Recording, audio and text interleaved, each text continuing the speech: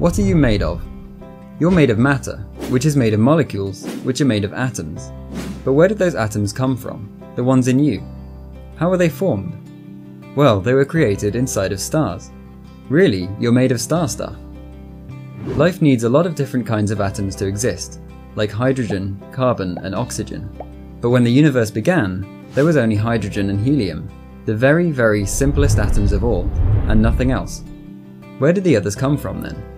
Well, there's only one thing capable of creating bigger, more complex atoms: stars.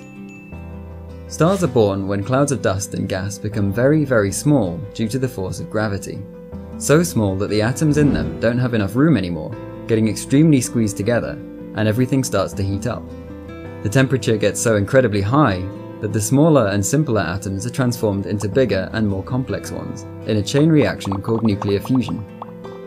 The iron in your blood, the calcium in your bones, and the carbon in your muscles were created in stars across the universe. Stars that died and left dust and gas full of the new elements to eventually form other stars, planets, and life. Our Sun is at least a second-generation star, which means that all the atoms in the solar system were created in an older star. But how and where did those atoms form the molecules that ultimately became you and every other living thing that ever existed? Well, no one knows yet, but ALMA might be a great help to find it out. Large molecules, the ones that could be the building blocks of life, can only exist in dark and cold places in the universe, places very difficult to study through visible light.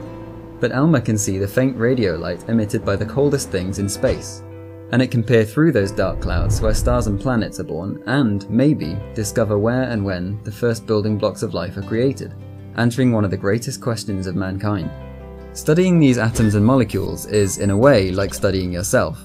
So next time you think astronomy is the study of things that are far away and unrelated to you, remember, we are all made of stardust.